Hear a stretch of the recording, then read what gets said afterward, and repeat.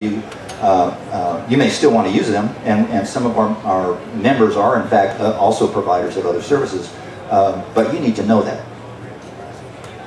What should you be looking for? What's important to us is that the audit in fact be standardized to some extent. Now, there is a ResNet standard. I told you there was a national standard that was developed last year. This year we published a Texas standard for a Texas home energy audit, which is more specific to some of our needs and requirements, and it's actually the only the only auditor certification currently available that's recognized by ResNet in the country.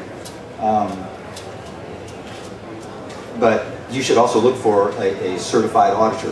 The purpose of that standardized audit is you want to make sure that they cover the right bases, the range of considerations, and you want some consideration of the procedures so that you know that the work is going to be done relatively efficiently, so that you're not paying for somebody to come waste time at your house.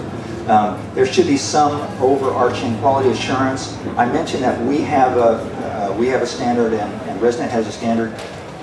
The City of Austin has they actually do what we would call a survey, but they have an audit requirement in the City of Austin, a point of sale requirement. They have a very clear standard for that.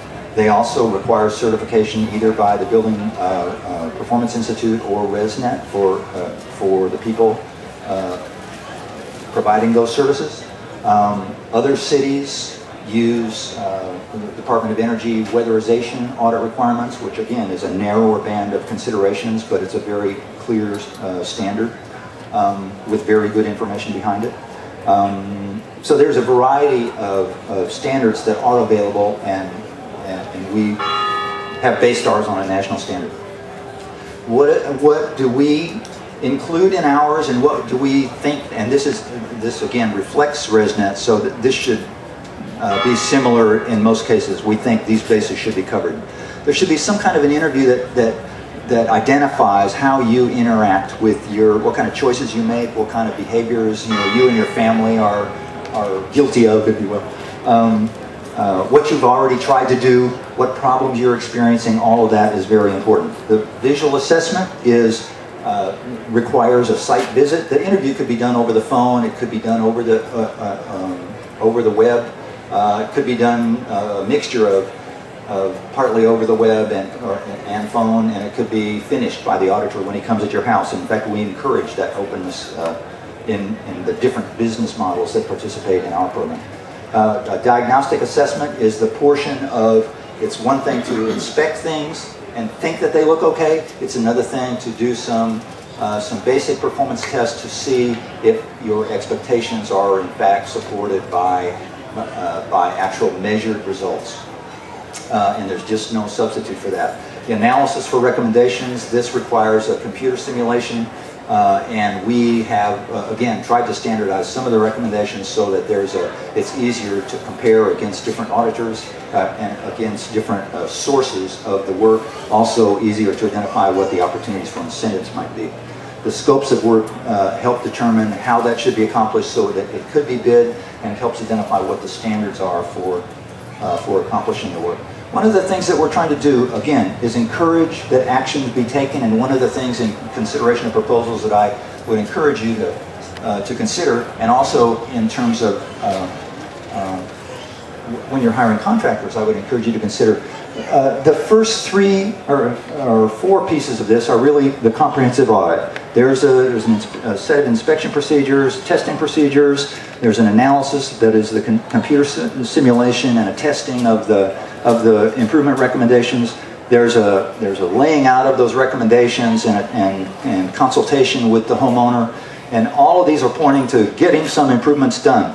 What we think should happen after that is what you expected should be verified, and it should be tested again. So if the contractor wants to do a performance test at the end, or if your auditor wants to offers to include in the service coming back and doing that verification and performance test at the end, we encourage you to consider doing that. Again, the interview is somebody tell me what time it is? 11:30. Thank you. Okay, the interview, again, this is the first time, this doesn't have to occur in the home. The information can be provided before the auditor actually gets there, but there has got to be some exchange with the homeowner about how the systems within the house are in fact used, what choices are important to the homeowner, what they're doing now, and some of that can only be observed when you get there because you don't always get straight answers when some people are optimistic about their behaviors and choices.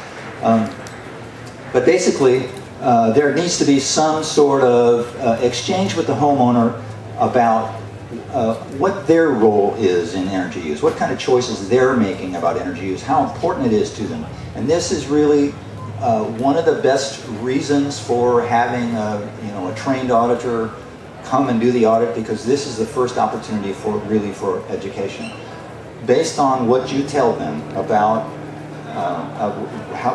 how you set your thermostat, or why you don't use compact fluorescent lights, or how many times the kids go in the refrigerator. There's a lot of things, or why you don't think you should turn off your computer at night. There's a lot of things that you can discuss with an auditor and just get some simple advice that may be able to save you a little bit.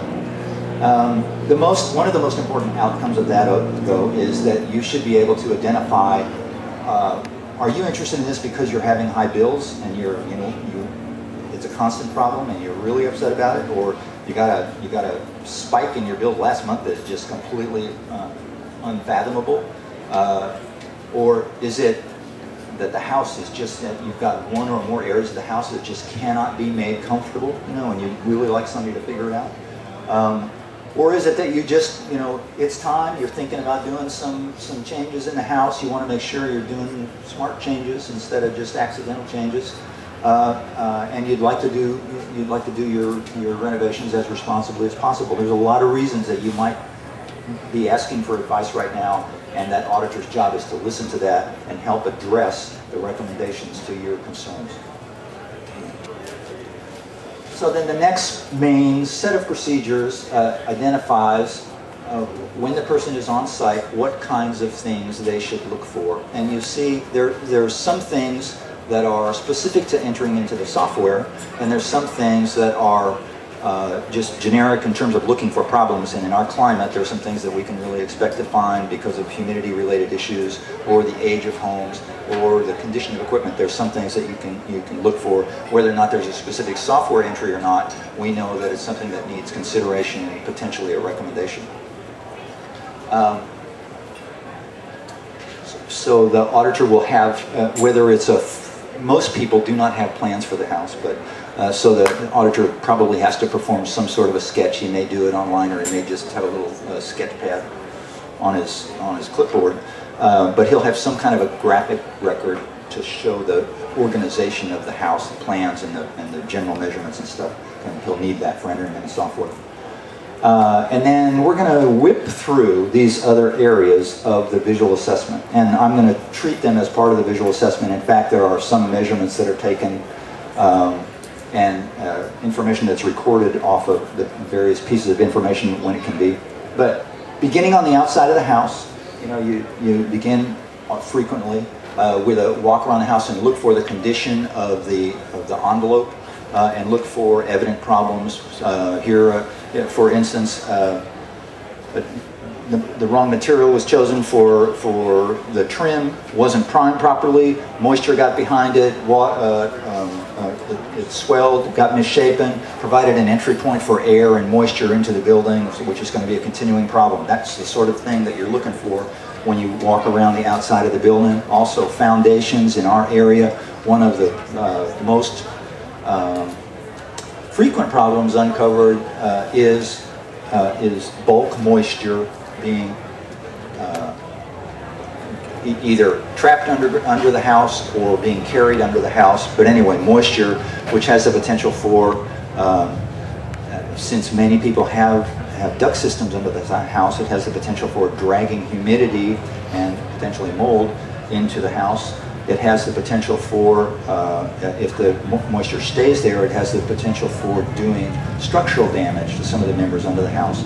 And it also deteriorates if you have insulation there. And one of the things that we look for, is there any insulation under the floor or in the crawl space walls?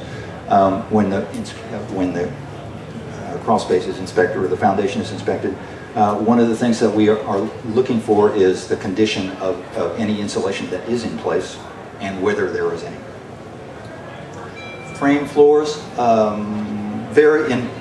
This is a new house condition, but frame floors are a very frequent problem. The problem is probably increased in houses older than say 2002 probably, but we were beginning to use truss framing in between the floors of houses. They hadn't been used that long, and there was many problems like this one here in terms of